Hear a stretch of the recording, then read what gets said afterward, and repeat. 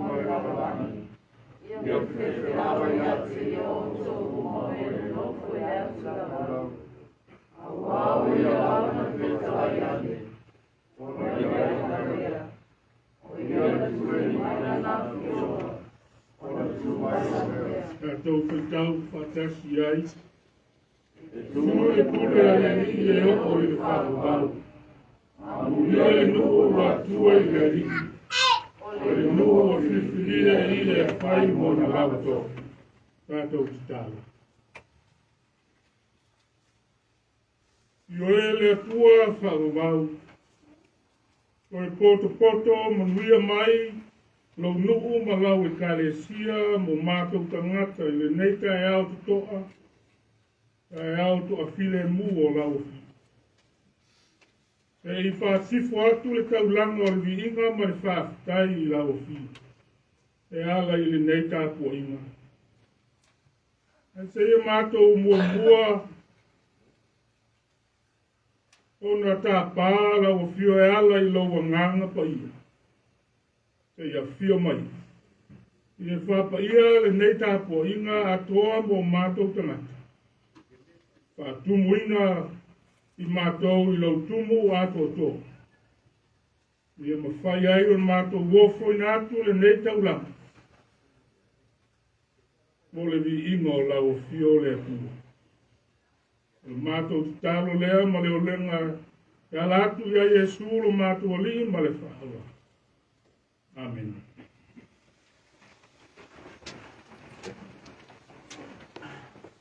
O le atatou vi atu I le atua I le pese lua se laus kun ma le lua.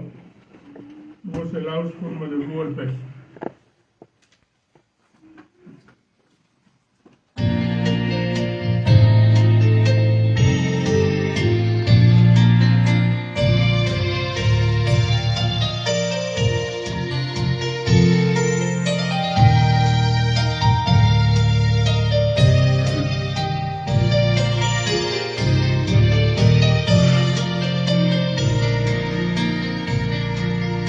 Yeah.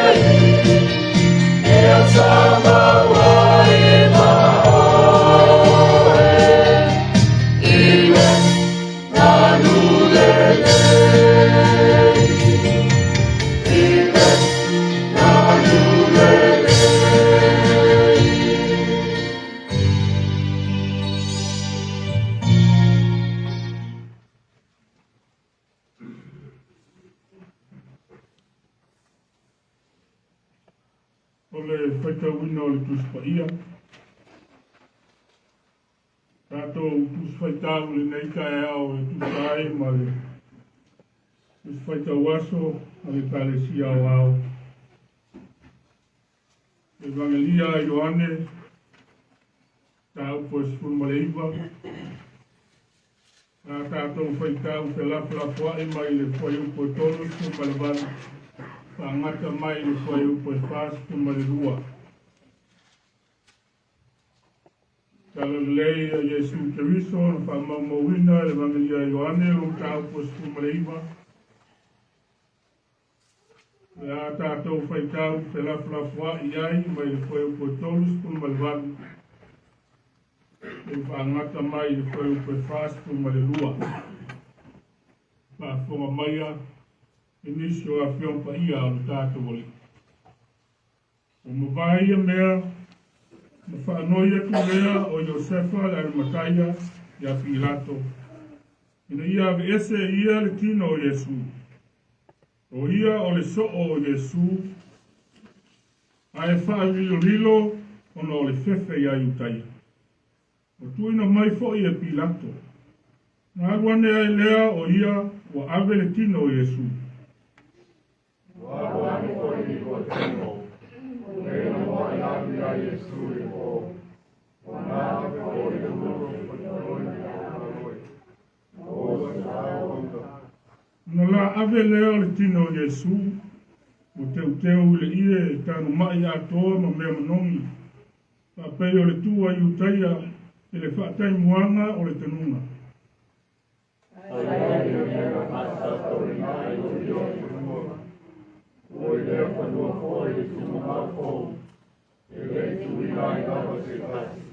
A tau whaitau whaatasi ma le whai upo e whasipu ma le lua. Nā kuinai leo Iesu e mea. O le aso e saunu ninga te mata i utai. Wau e laka mai e kumama. Manuia mai le atua e le tātou whaitau ma le whaalongo. Ia ngā whiompa ia ma ia iate ia pēr e viina. Manua ma le whaanetanga nei māsa uma. Tau i le whaavavau lava. Amen. O le pese se lau ruas fuma le lima. Tātou te vivi ai i le tu. Se lau ruas fuma le lima le pese.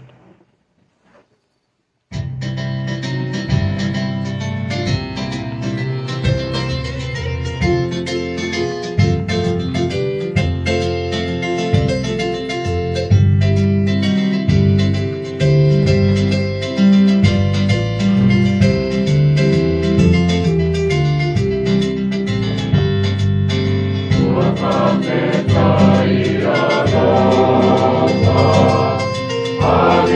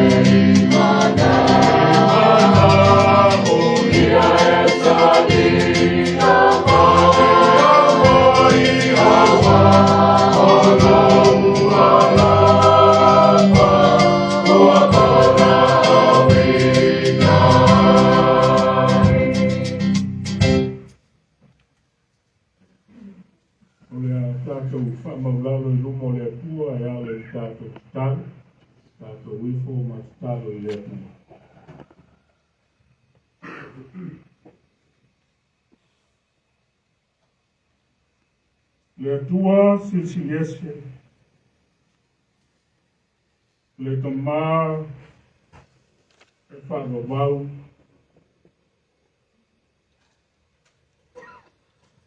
ua toe poto manuia lau e karesia, mau tangata i le nei kai au.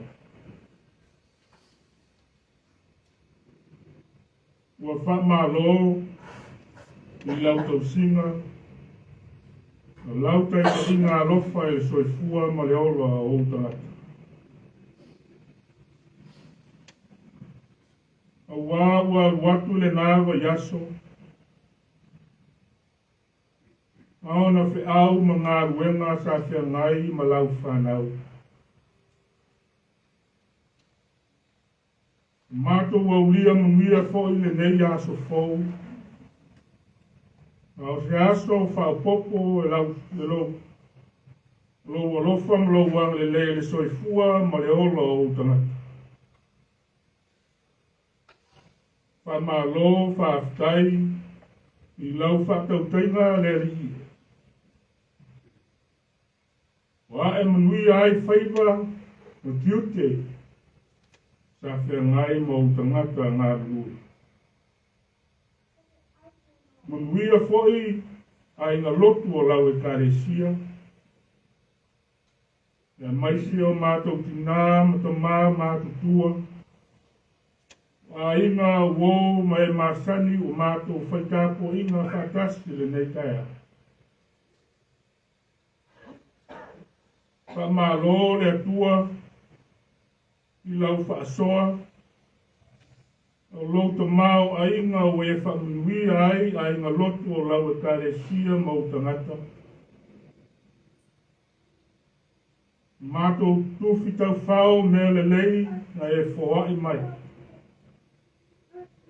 Mo le tau singa o mātou tangata.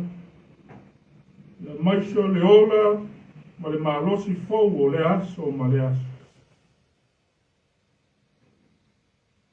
Aftai le atua e ala i lo nganga fi soaswani. Aftai ai o mātou tangata ma fita ma whaingata o le soifuanga. E o lawa il maliu mo le oti o lo mātou langona pea le pae mai o lo nganga pa mawhana whana. Aftai o lawa e karesia o lau ngā ruenga pa ia. Tofi ai ma balawina ai o mātou tangata whatawa. Aftai ua holo manuia pea lau ngā ruenga nei. Aftai le soifua. E ola ofo i nātu o tangata.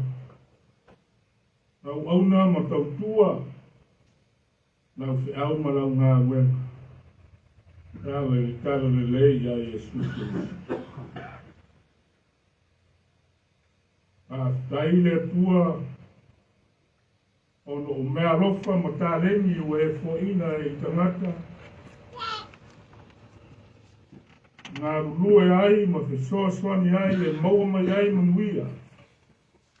Wā le ati na ino a inga i te tonu o nei atu nues. Tai o lo manuia lava. La o maui kare sia nei. Tau runga le mātou whaatai Iesu, le whaoletanga na e saunia. Nau lava soifua a toa na ofo ina mata. Mo le tongi o la ina o mātou tangata, ma le lalolangi a ngasala. Tu mau i lau fio le viinga le whamanu ma le whanetanga. Nei masu uma e o i le whaolau. Pa ngā lea le li. Ua le tusa lava o mātou tautau o losua pa ia. A mātou wā mionga whaipea o le aso ma le aso. Mātou te tautino atu ma le whaamaulalo le li. O se i fonga a masala le i fonga lau e kare sia no i tana. A o mātou se ma whale tonu fo. Peo se ia e foresia e marai. O lau fio e ati lau sina whanga. I o mātou ta mata. Tonu ma whafu.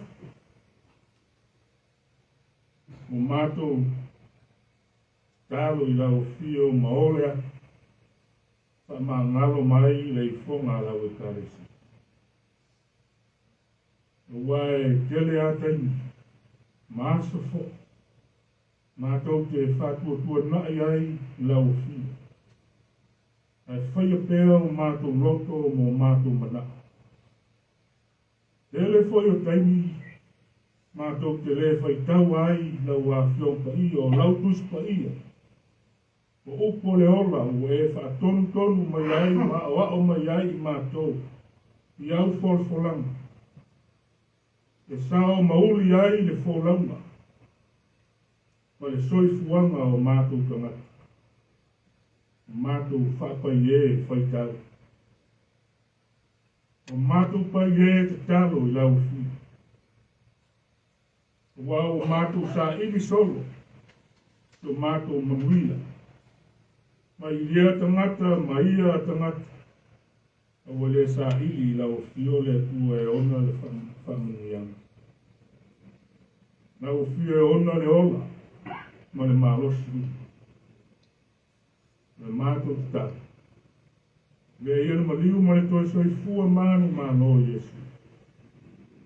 Whama ngalo ma whama mai na ai o mātou wang salama. I liu walo mai au whonga alofa le atua o mātou tama. Wao le atua le alofa fua, ma le alofa mutu vale lau. O lau fio e whale iai o mātou manao. Sa ili iai so mātou manuia, o nei māta e ao manua. O lau fio e sa ili iai so mātou marosi. Wao lau fio le ona le mana o malau. Mātou tita. A manuia mai lau e kare sia nei. A manuia i aina, o tasi. Maisi o le ati na aina o nai o latu aina. Tono o nei atu uesa. E le whaingofie, le soifuanga le. A manuia i ngā ruenga. Ngā lulue ai e mau mai ai manuia mai lau o fio e atiae ai. A ina. A manuia i lau e kare sia. Malona ati na ina. A lava fuafuanga ma sa ililinga le atua mātou tutalo. O lau o fio e toa ai. Mātou manao. O lau o fio e manuia ai o mātou sa ililinga. Wa fo'i fuafuanga, Lava singa lau e kare sia mo le ati na aimi. Lofa mai ma fe soani mai. Pamanuia i au tamata. Pamanuia i au auna ngāru lue. Pamanuia i au mātou ta mā mo ki nā mātou. Ro lava i whana. E ane lei. I au mātou ki nā matua. Ia loini i ua loalo na soifua au auna. Ele foi tau sanga o le soifuanga. No whangia e lau tau fio le tua, whakua loa pēr le soifua. Maua e maros. Whakua tua i a inga ma whanau, meise lau ngāro. Lo whangia whanau o le nei e kāresi. Ina atu pēr i lumo lau fio. Whanawiti, o pepe ma whanawiti lo lato tupu ae. E tausi ma lofa i o aoro. Poto ina whanau ki nātu i a onga. Waso lato lumana i manuia mo a inga. E atu nuku le malo. E maise lava lau fi au malau ngā ruenga.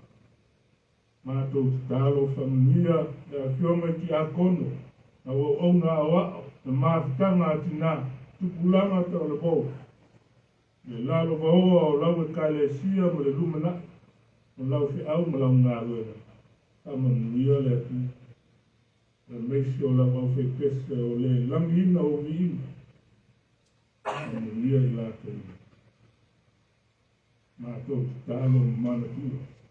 Nisi o le nei e kaile sia o le mawhai o na mātou whaitapo inga whaatasi. I nei taia, o e si la fia mātu anga le whanunui atu, anga lei mo i sōswani, o ala uma o lo whewai atu, ia anga lei mo whanunui atu. I le ngaro le mātu talo ma le alofa i o tangata, o lo māwhatia ma tina ina. Whata o tolia e tonu, whale mai whapea tonu ai. Na o lau fio e ona le mana whamaro lo na mana whaola. E e whamuia. Ma whaola o tangata le atua. Lo mawhatia pe. Nā tōtu lai mai. Ma vi ia lo suapa.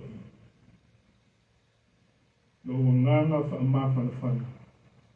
E e whaamawhana whana ma whaamaise i a inga lo to whano noa ma le whaamawau. Nō māta ma pele o motu sia leo. Ia e le ngaro lava i o mātou loto ma nganga. Ma le mātou titalo si o mātou watu nu pele o Samoa. Samoa i se sifo ma Samoa i se sa. E a lofo mia e lau fio. O mātou a inga Whamanuia i ona taitai. Musu e loa nganga le atua i e lato maua le nganga o le alofa ma le whamaoni. E kai manuia ai whainga maro. E kai manuia ai whainga nu. I e maua e o tangata lo tele lo manuia. Whamanuia i e kare sia e fia. O lo folo nai lo fina ngaro pa ia. Wale ona whale nganga o tangata. I ame lei ma whamanuia, i a ona o tausia, ma whaia, ai lele ina, e ola whale nganga o tangata le atu. O ai le mau e tele, le marosi, le soifua lau le lei, e maisi le nganga o lau fio e. Ta ina ai, lau ngā wena, i a maua, i a nganga e tele mo e le atu. Taro foi, wa onga whawhai te au o lo au tau nai, lau whanau pole folo. Lau whanau tā la. A lo whamia le tua ma whamanuia i a lātou tau ma whai. Whamanuia i whai a onga. Ma ua le poto a maiso le nganga o lau fi. Whamanuia i lau ngā ruenga tā la. Whamisio nale o lau rangi ata. Ia alu ma le mana. Lato ngā ruenga ka lai na noa nganga mo ele atua mo lo mano. Nei wa yaso fuafuanga o whiau ma ngā ruenga mtiutia whea ngai ma lau whanau. Iai lo file ngu ma lo mumia I lunga iai mate. Ai lava se tasi o lo fia maua. Se manuia o fia maua se fe soswan. Se tua se iang le leia. Ai fo se sa moa o tau ma mau ma laufi. O lo lava anganga e fe soswan I ma taita ina ma iai la te umba iai. Ia lua lau tare le leile nei taia. Ia alu ma le mana lele I. Taimi o luma mātou whaalonga se upu mai lawa a whionta I. Tala le mātou whaalonga. Mātou whaalonga ma le manino o e wheta lai mai. O se te au tā ua fo. O I mātou le ngata o le neias. O aso uma o le mātou. Le mātou taro le. Tasi ai ma le mana o lino o le tangata lawa ia o mātou wofo I nai. I le nganga whātua tua whai ai pēa lo lawa whina ngaro le tu. Ai aua lawa so mātou whātaua na. Lo lawa suafa Iesu le alii ma le whaola. Uala tua I lo mātou tutano. Amen.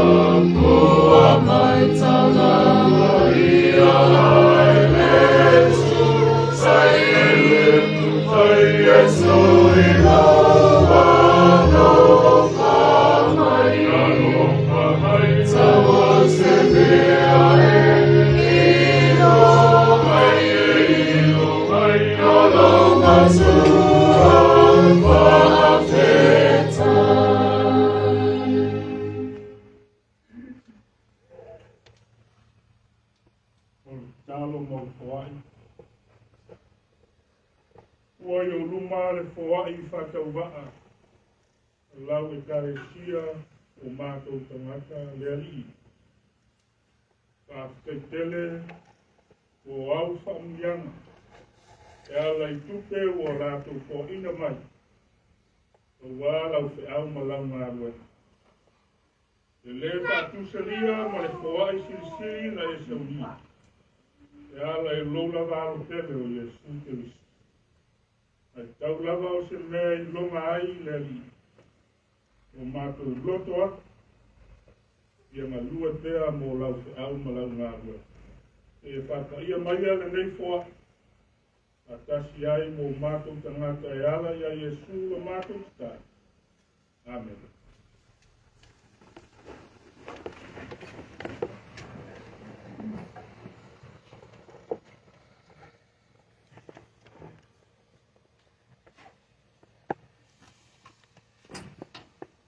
O le launga I le suafa mamalu o le atua o le tamā, ma le alo, ma le anganga pa ia. Amen. Maua le tātou matua, vaenga mua o whaiupu ia. Whaiupu e tolu spulu ma le valu, tolu spulu ma le iwa, whaiupu e whāspulu, e io o le whāspulu ma le hua. Lea o whaitawina. E mawai mea, na whanoi atu lea o Iosefa le Almataia ia Pilato. Ia ave ese ia le tino o Iesu. Na la ave lea o le tino o Iesu, ua teu I le ia tanu mai, a toa ma mea manoni. A pei o le tu a iutaia, I le whaatai muanga o le tanu. Na latu ina ai lea o Iesu I leme. Ono le aso le sauni uninga tangata iutai. Wā ua lata mai le tuma mau. Au tū o le nei aso sā. Tusa ai ma le whaasino manga le tusi whaita waso a le kare sia o. Ua tanu e Iosefa le Tino o Iesu. Ua tanu e Iosefa le Tino o Iesu. Joseph buries Jesus. O le fesili mo tato. O ai le tangata o Iosefa. Who is this Joseph? Au le alo na tofi te tonu o le malo yutai. What is his title? And why did he desire to bury Jesus' body? Ai se a, wa ia nau ai e tanu le Tino o Iesu. Ari mataia, o le tasi le a ai utaia. Ta mau ai tangata leo Iosefa. Ai o le nuu le sau ai Iosefa. O whai ngoa ai foi o ia o Iosefa le Arimataia. O se ali mauoa. O le whai pule sili a iutaia. Tai ona mori maure vangelia maureko. Ta upo espuma le lima, foi upo e fas puma le tonu. O se sui whaalo nungia o le fono. O le tangata whai tula fono a iutaia. O le tangata whai o le sa whata le tanu. I le o mai o le malo le. Whai mai le tatou tusi whai tau le nei tae au. O Iosefa o le so o Iesu. Ai sa wha lilo. Lona whatua tua i a Iesu. Ono le whiwhi i tangata i te. Whailo mai e Ioani. Ia nganga moni o Iosefa. E ui o ia o le whai pule sili a iutaia. Ai sana nā lava lona rofa i lona ri o Iesu. Na nei loa e tangata i iutaia.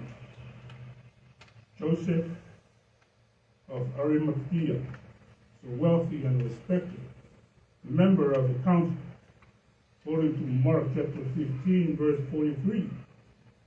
And according to John chapter 19, verse 38, he also a disciple of Jesus, by hiding his faith in Jesus.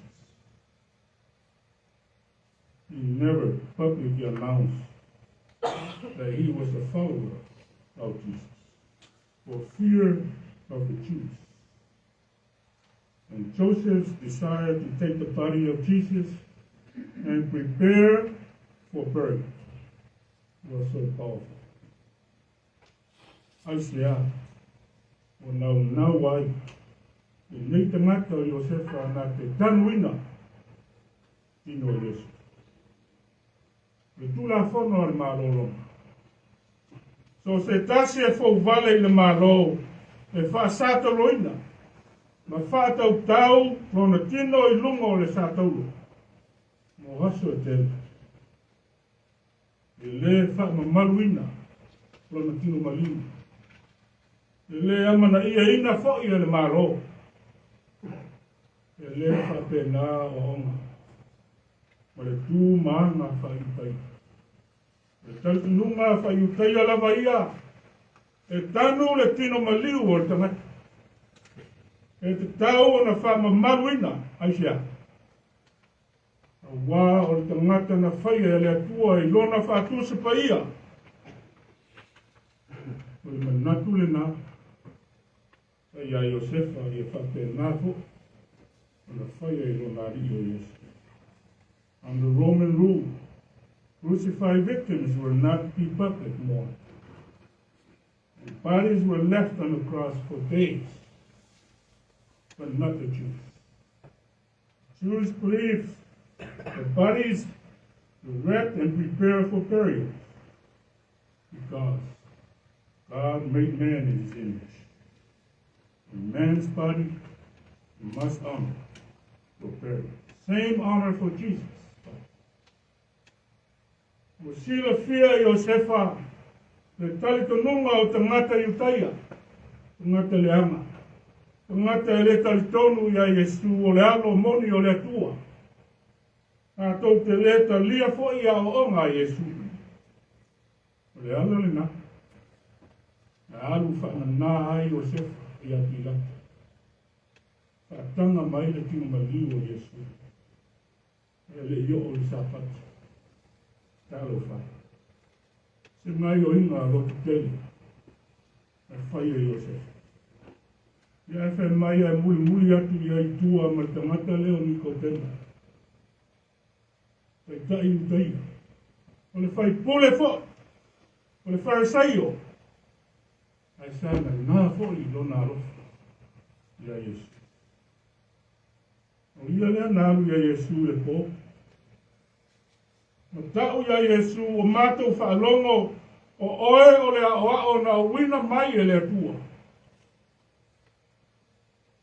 Lea lava na ia ofo ni atu. Lana fesoa soani e to lua ma Iosefa.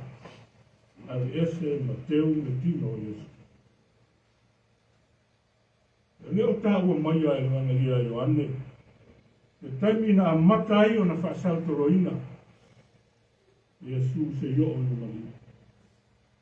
O le mori maua ma reko ta upo spuma le lima.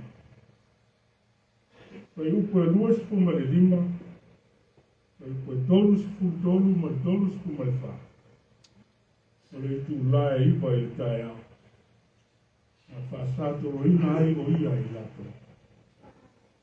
O le tu la se fulu ma le lua i le awa uli. Na pongi sa ai le no uma. Se ia o le tu la e tonu. O le tu la o i e tonu na langa le otele a. E liyo Iesu. E loi lama sapatana. O lona winga lo o tuae, lo o tuae.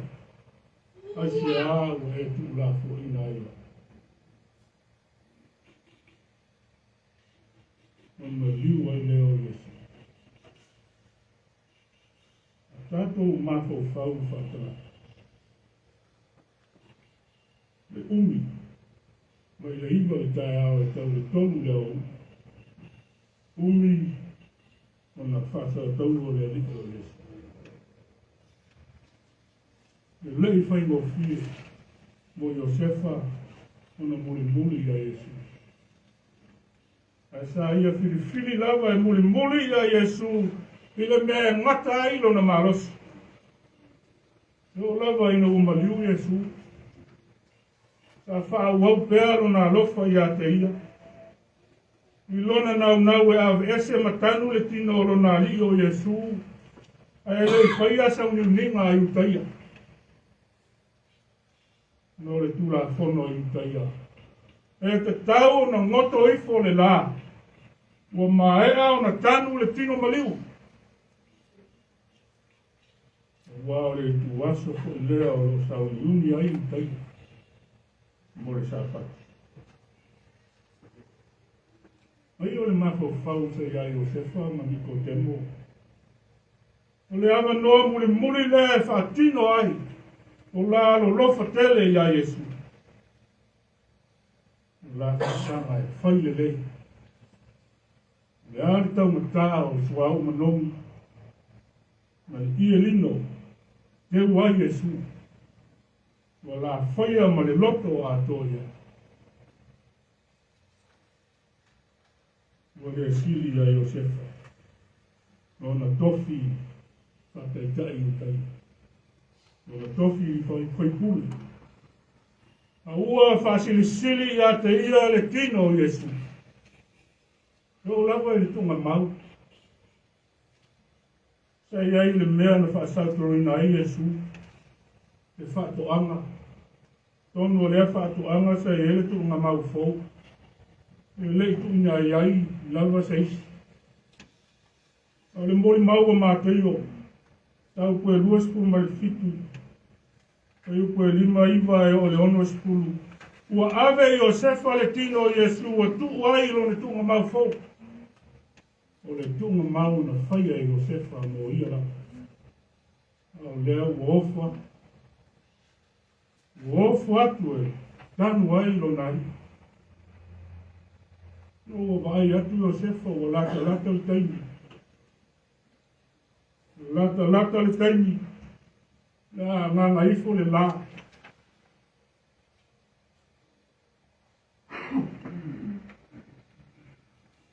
E kare si. Whairo mai e tātou tuskai tau le leika e. Ora tanu mo Iesu. Se a o masiri mo e au whātou. Whairo atu le tāua. Ma le whaama maruina o le tino maliu o le tangata. Lou lava. Ale upu tu sao. O tele lau kersiano.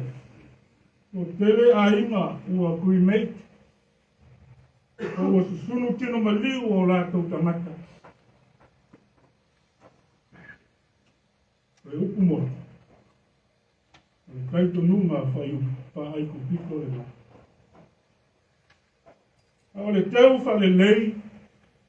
Tanu ma wha ma maruina. O le whai longa o lo tātou wālo lofa i le mea lofa le atua. O wai ui o tātou tino au ngā wale. O tātou lava na whaia le atua. I lona whātuspa i. A ino le atua. O wane a vei tātou matangata te o siano o whailo nilo. Ai a whai fōi e whana nā loa lofa i a Iesu. I e lo te tele. Whai loa atu Iesu i tamata. Whai loa le ke risa to e tū manu malo. Sau nia le whaalo tanga ma o maia le ora fau. Mo oe mau tātou una. Sau tonga le nā o nganga mafutia. I ngā ina mai le angsai. O lona manu mā loa ia. Mai le oti ma le tunga mā. O le tātou wala nā e ora e whaua. Amen.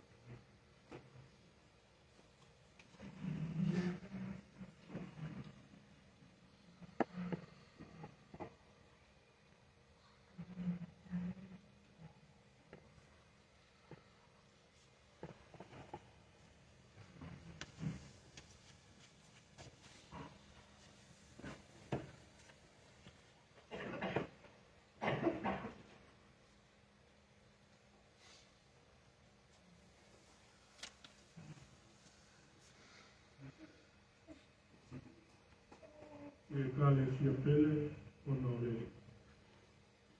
a foga maia I upo e whatu nunga. O le tali suang pa ia o tātua hilo I Iesu te isi. E peo na maua mai e a apostolo o o au foi o maua mai le li le mea na o tū nātu ai dātou o tau. O lea leo pōnu whaalate mai le li o Iesu. I e tanu ai le areto. O ia whaatai o le toki ai lea ma whaia. Nā tango ia. I nā ai. O lo kino le nei o toki ma sui o to. I o to whaia le nei mea ma whaamanatunga i ake. O ia whapea fōi le ipu na o uma o na ai o whapea. Le ipu le nei o le whiangai ma whaulea I o whapea. I o to whaia le nei mea ma whaamanatunga i ake I aso uma. Tau te whainu ai. Wa o aso uma tau ke ai le nei au reto. Ma te inu le nei. Tau te whai loa tu ai le maliu o le li. Te ia fio mai oi. Te o tātou ki tātou.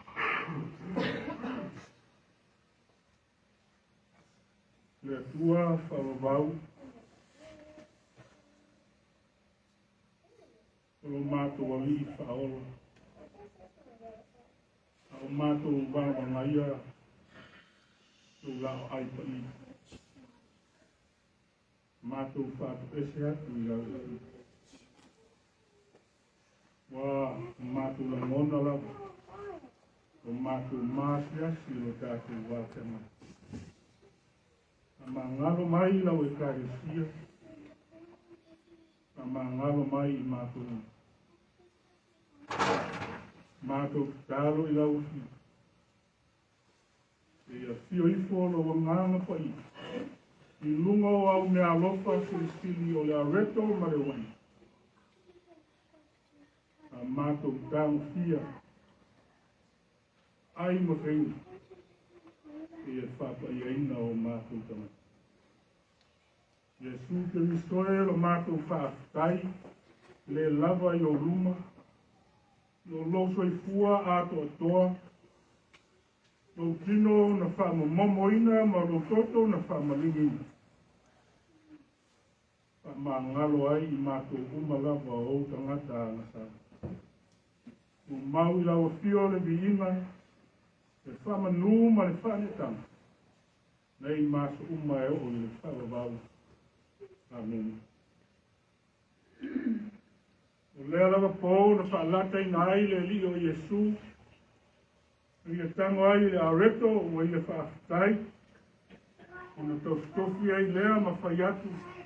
I ngā tango ia i ngā ai. O lau tino le nei o tofi masui o tō. O whapea fo i le ipu na uma na lato wa ai. O ia whapea. O le ipu le nei o le whiangai ngā fau lea i lau tō. I o tō whaia le nei mea ma whamanatunga i a te au. I a se uma tō te teina wai. Yeah, the seas are really cool.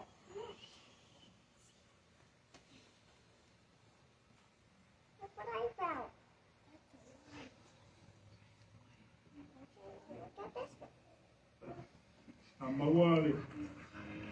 Wina ma le areto ka ofisi o tātou talia whatasi.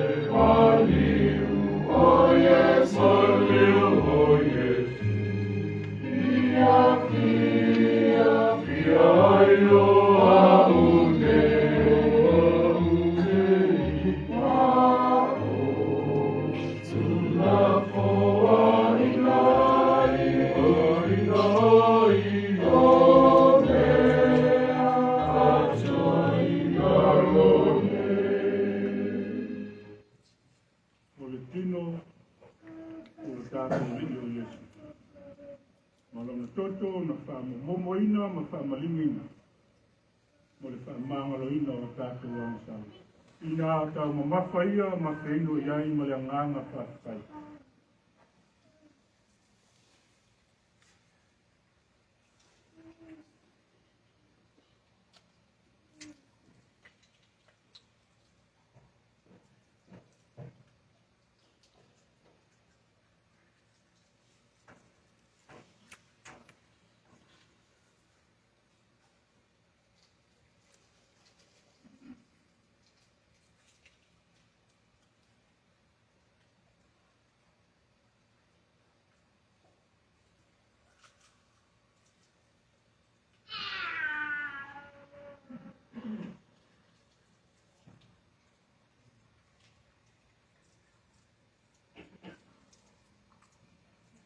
Parecia ma whanau le kua. Oa nei whaalilo lilo lo tātou alolofa i rei. Wa whauka. E lei whaalilo lava. Ona kina ngalo alofa. I o tanga. A wina mai o na lava alo pele e tō tasi. Na ia maliu, tanu mia. Soi fua manu malo. Ia tātou maua le olo. Maua atili e te. Tātou stana. Lea tua, lea li o le olo. Ua mai au na mātou whatau nina lo kina ngalo. Mo i mātou. Mātou wala au i lo ngana lofa mai. E whatupuina pēa o mātou loto i le whatuatua. Sosoani mai kaini e o mai ai lo mātou vai. E whaato toa ina lo mātou marosi. Tau tua i pēa lau fio e ala i lau se au na lau tala le lei. Mea o te toe o le nei saunina a mā ngalo mai lau e kalesia o mātou tana. O le mātou talo lea latu lo suafa Iesu. Amen. Now can I go? Yeah.